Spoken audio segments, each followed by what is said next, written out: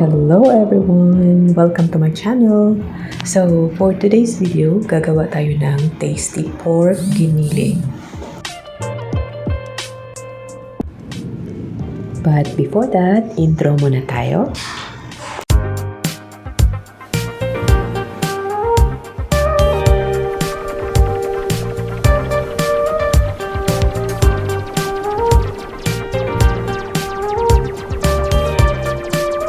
Okay guys, kanina lang na-ready ko na yung ating ingredients. Andan yung ating pork giniling, carrots, bell pepper, pork cubes, onion, and garlic. Nandiyan na rin yung ating green peas, potato, at saka yung ating tomato paste. So anyway, hindi ako gumagamit ng tomato sauce kasi mas preferred ko yung tomato paste. Kasi medyo concentrated yung lasa.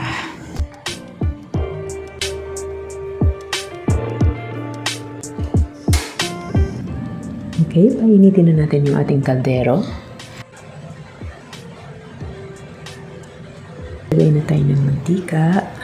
So guys, taktak lang natin para masimot natin yung laman kasi sayang.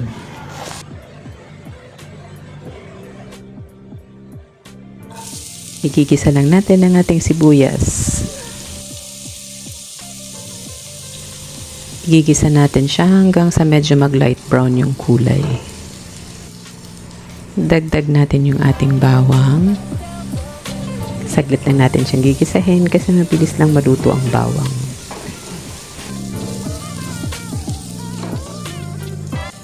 Now, dagdag natin ang ating pork giniling. Halu-haluin lang siya hanggang sa ma-incorporate siya sa nauna natin mga spices na ginisa. So kapag nahalo mo na, dagdag natin ang ating pork cubes kasi pampa-enhance ng lasa yung cubes natin.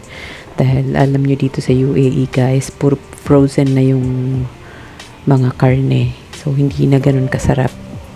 Hindi gaya sa Pinas na talagang presko pa at namnam mo talaga yung lasa.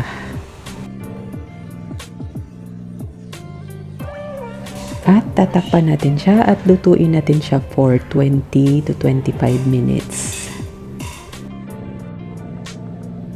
Occasionally, kailangan mo siyang halu-haluin para pantay yung pagkaluto ng giniling. Dagdagan na natin siya ng black pepper.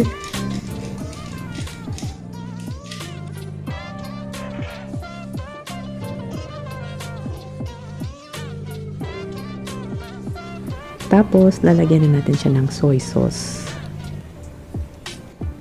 Haluin lang at tatakpan ulit hanggang sa makumpleto yung ating 25 minutos sa pagluluto ng giniling. So, after 25 minutes, dagdag na natin ang ating patatas. Haluin lang siya at after that, tatakpan natin siya ng for about 1 minute. So, after 1 minute, dagdag natin ang ating carrots. So, 1 minute lang guys para bawat gulay, since maliliit yung pagka-slice, hindi siya ma-overcook. Kasi maya-maya meron pa tayong idadagdag na mga ricados dyan. So, bawat minutong pinapakulo siya, unti-unti ding naluluto ng maigi yung gulay na naunang nilagay. Okay, after 1 minute, maglalagay tayo ng kaunting tubig. Boiled water lang ang gagamitin para continuous yung pagkulo. Then, hayaan lang natin siyang kumulo.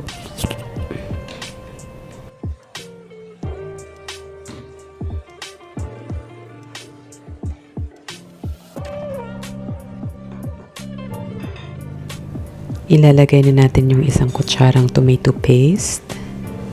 Halu-haluin lang para ma-incorporate siya sa ibang ingredients.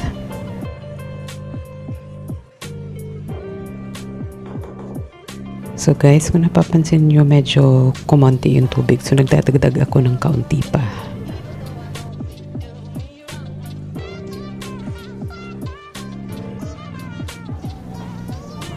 So okay na yung ating sabaw. Haluin lang natin siya ng kaunti. Then, idadagdag natin ng ating green peas. Dagdag natin yung ating green bell pepper.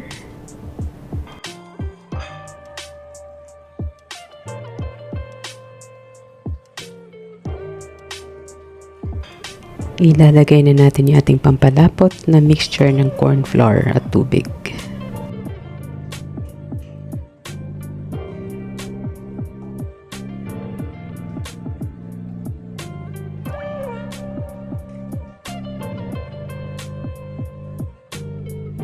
So, titimplahan na natin siya ng kaunting asin. Kasi kanina may nilagay na tayong cubes at saka meron na tayong soy sauce. So, medyo kaunting kulang na lang na timpla. Tatakpan lang natin siya ng mga about 3 minutes. Kasi medyo half cook naman na yung ating green peas. So, konting luto na lang yan.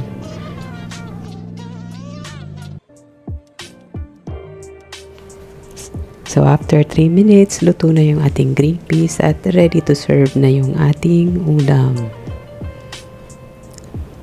I hope you like it, guys. Thank you for watching. Please feel free to comment, share, like, and subscribe. Thank you so much. Have a good day.